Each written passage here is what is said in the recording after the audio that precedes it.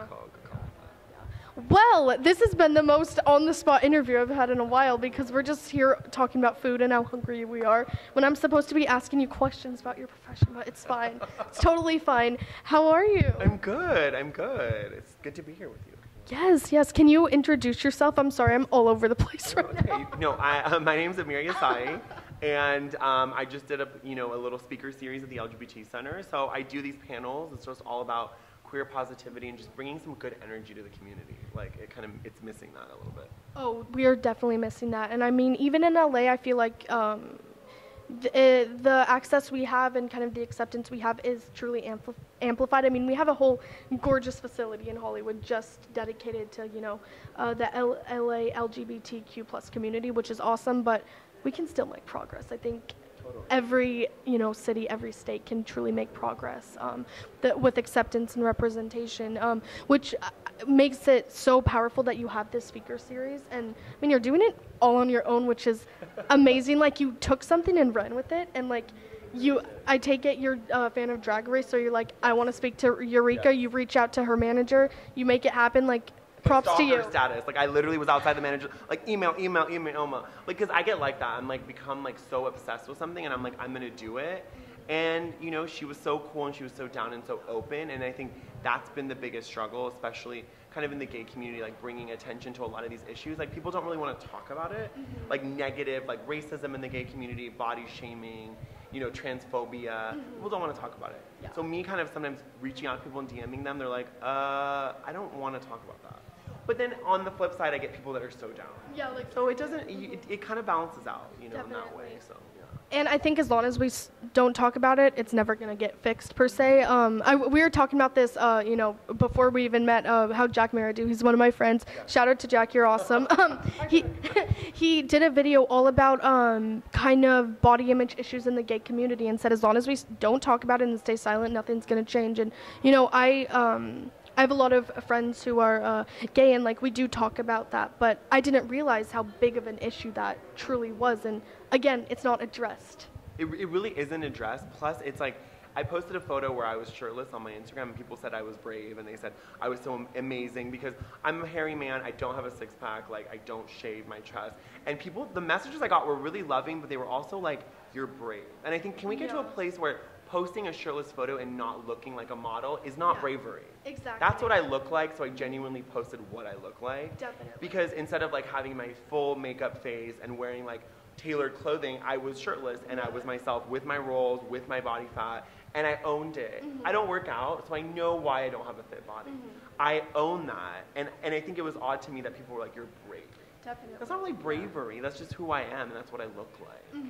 So it was just interesting. It's kind of like a double-edged sword there. It truly is, and it's almost, again, this wasn't their intention when commenting, but it almost makes it sound kind of like a microaggression in a way. And, I think even with, females who are posting, like, if you post a picture in a bikini and you're like a plus size, it's brave of you to post it. And I do understand that, but at the same time, like you said, we want to get to a point where that's just, oh, cool, let's like that picture, rather than, this is so brave of you, because again, we got to get to that point where just everyone is accepted, and it's so hard in this political climate, and it's just like, oh my gosh. It's so hard, and it was National Coming Out Day, and I already came out years ago, so I was like, I'm not going to post like a photo from Pride, so I posted a photo of me shirtless in underwear, and I follow enough gay men where I've seen pretty much their asses and everything. They post everything, and their perfect bodies, and and I had so many people DM me and say, it was so nice to not see a perfect body, and it was like, kind of like hurt a part of me, because I was like, it's sad that I'm not perfect,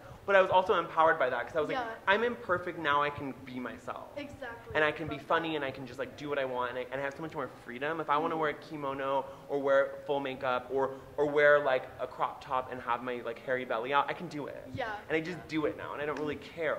And that's kind of been a huge transition for me. Yeah, well, props to you for, congratulations on, being more empowered to, live in that way, and, put your life, not necessarily out there on social media, but put parts of your life that you do want to share, painted in more of an authentic way, and in a way that proves that you have come to accept yourself, because, it's a really hard thing, especially. It really is, and it's a lifelong thing, and I liked what this person told me. They were like, happiness is not a destination, and it's not something that you do. It's things you do every day, little things, not one thing. People always think it's like one thing you do, then you're happy. You get a good job, you get a boyfriend, you're happy. It's not that. It's like you have to consciously make an effort. Like the day after I posted that, I literally went into panic mode because I was talking to like guys on dating apps, and I was like, well, they're now gonna block me. And some stopped talking to me because of that photo. They're like, well, he's not fit. So that, and I had panic, but then I was like, this is why I did it. Yeah. Because I'm not to say, oh, I'm a model and I'm so attractive, but I'm not an unattractive person. I'm self-aware enough to know that I have features that an attractive person would have. But at the same time, I'm not a perfect specimen, but I have to like realize that if I'm getting these nasty messages, so are other people that are struggling with various things. Maybe your teeth are not aligned. Maybe you have skin issues. You have other things. You have no hair. Whatever it is, like people are so rough to each other in the gay community. I know. We're all marginalized. Like how can you send that message? The reason I started this whole thing was I got a nasty message saying that I talk like a girl, I should kill myself, which is something that I have considered in my past, and so have a lot of gay men. You're telling someone to kill themselves. If I was to act on that, how would you feel for the rest of your life? You told someone to kill themselves. That's not okay. And when I told my gay friends, you know what their response was? We were at brunch, they said, that's Grindr though, block him. That's not enough. For me, that wasn't enough. And this is not my profession. Like, I work as a publicist. Like, that's how I make my living. This is something that I do for my soul because I'm like, this is not right. It's just not. It's crazy. Like, I don't know how people keep saying, it's just how it is. That's how gay men are. That's how LA is. But I don't want to live in a world where that's how it is. It's sad. Yeah, that's such a cop-out answer. It's like, and it's a big thing in Hollywood, like you said, in the gay community, but just in entertainment in general. And I think by you having this series, you're kind of merging two of those worlds together that kind of need to be modified or changed. Like, you're, you know, using your skills as like a speaker and whatnot, and as a publicist to formulate questions and whatnot, which is the entertainment side. But then the guests you book are typically LGBTQ+. So you're truly merging these two worlds that you kind of see as problematic. They're great in some ways, but they're also problematic, and you're trying to, you know, do little things to kind of fix them. And I just made that connection in my head. I'm really proud of myself. You really connected the dots there. I love it. And when I started this, like when I started my Instagram in, I think it was June or July, like I had no followers, and I started, and my friends were like, oh, you think you're an influencer? Like, what are you even doing? And at first my initial Instagram was coming out with love, and it was about helping people feel comfortable in their own skin and love yourself and love other people. And then I was like, wait a second, I'm actually angry. Like, what is the true feeling I have is a lot of anger towards gay men. I felt so much shame today saying this, but I wanted to give my gay card back. I was like, I'm done being gay. I'm done being put down. I'm done being body shamed. I'm done being used like a Kleenex. People would have sex with me and be like, if you worked out more, I might have dated you. You're a great guy. You're a great personality. Let's be friends because you're not fuckable. I was done. I was like, done. I was like, I'm done. I want to just be done with gay men, and I'm just going to live a celibate life. But then the anger then became progress, and I started talking about white gay privilege, about the way that white gay men treat other people. You cannot on your profile say no Asians, no blacks, no Middle Easterns, no hairy. You can't do that. You want to do that? Listen, you don't have to date Asians or Middle Eastern or black people. Don't write it in your profile. Yeah, just don't message them, or if it's Tinder, just don't match with them. You don't need to explicitly say. Don't give me a laundry list of things that I need to fix. I had some guy give me a laundry list. If you worked out more, if your hair was brunette, if you this, that, and another, then I would date you. And then he was like, let's be friends. I'm not interested in keeping someone in my life that is going to have so many rules for what I need to do. So many limitations. And even a company like Grindr realized, they were like, we need to do better. They started their Kinder campaign. They really, and I've been involved with them a lot. And one of my like former panelists, he's like a trans man, Mars, right? He did a whole like trans thing because there's so many nasty messages. You're a dude and da da da. You were a female, and like just so nasty. If you don't like someone, don't message them. Don't respond. Like Eureka said, block. You don't need to like go. I've had people tell me you're disgusting and hateful and gross. I don't need to hear that. Just don't follow me. Especially because it's not true. You're awesome. Thanks. And then those people, like my first panel, I looked in the audience, and there was two guys that had body shamed me and told me I was disgusting and I should kill myself in the audience, then came up to me after and said, you're amazing. And that was a moment where I realized, I was like, this universe is so amazing because they have no idea who I am. I know who they are because I had trauma from them. That is like crazy that then I have to be the bigger person in that moment. And it was just crazy, and I was like, okay, like, what am I gonna confront them at a queer positivity panel? No, that's the worst place to do it. It's just so ironic. I was like, is this really happening? Like, it literally felt like a joke, a sick joke, but that's my life now. It's just funny. I get people giving me hateful messages and they see me in person and they're like, you're amazing. I'm like, I don't hate white people. I hate white gay men with privilege. I've been very clear about it. I do not hate gay people. I am one. I don't like people that are hateful. If you're hateful, I don't care if you're trans, gay, black, white, Asian. I don't care. You're not a good person because you're hateful. Exactly. That's all it is. Yeah, and I think there's so many, you know, a lot of times people are afraid to say that they don't like someone because their friend, if they're saying it to a friend, could be like, oh, it's just because, like, they're in a marginalized group or whatever. Yes. And like you said, like, Yes. no, that's not why. It's because they're mean to me or they're mean to me on social media. So thank you for clarifying that, because a lot of times people automatically want to pull the race card or something, and it's like, no, it's truly a matter of their personality 100%. rather and than it's something how wrong they- with them. It's not what they are. Exactly. Oh, it's because he's cunty because he's a gay man, or he's this, or it's because he's like Asian. Nothing to do with it. He's a bad person categorically, and if that's what and if you're a bad seed, and I always say it's not their fault. Hurt people hurt people. 100%. Like I have a family therapist. I've been in therapy for years.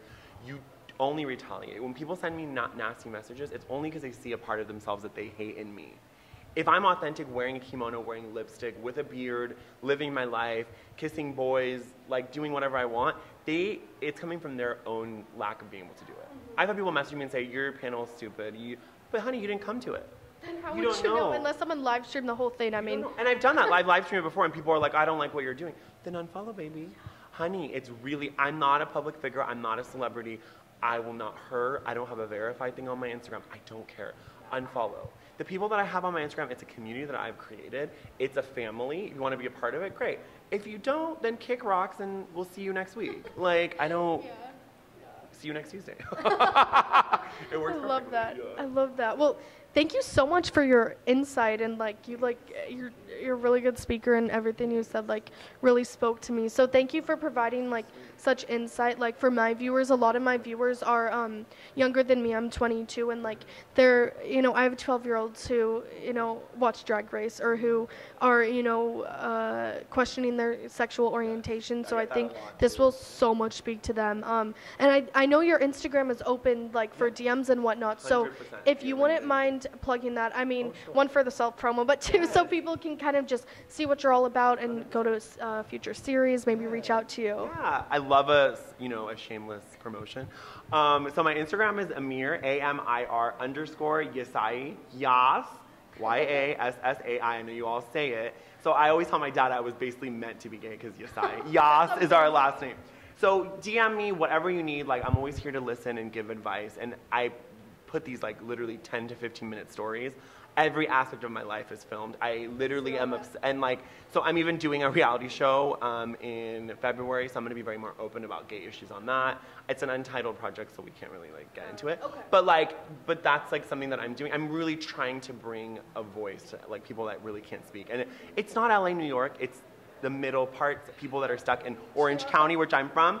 It's LA, New York don't need help. No, we we're need good. those first prides in Minneapolis and Kansas. We need those first prides. We need people to kind of get behind their queer brothers and sisters. So yeah. Thanks again. You're such a Thank you doll. so much. You're such a doll. It was so great to meet you, and I look forward to seeing you in the future. Yay, Hopefully thanks. soon. Yeah. Of course. Thanks, guys. Thanks. Bye. Bye.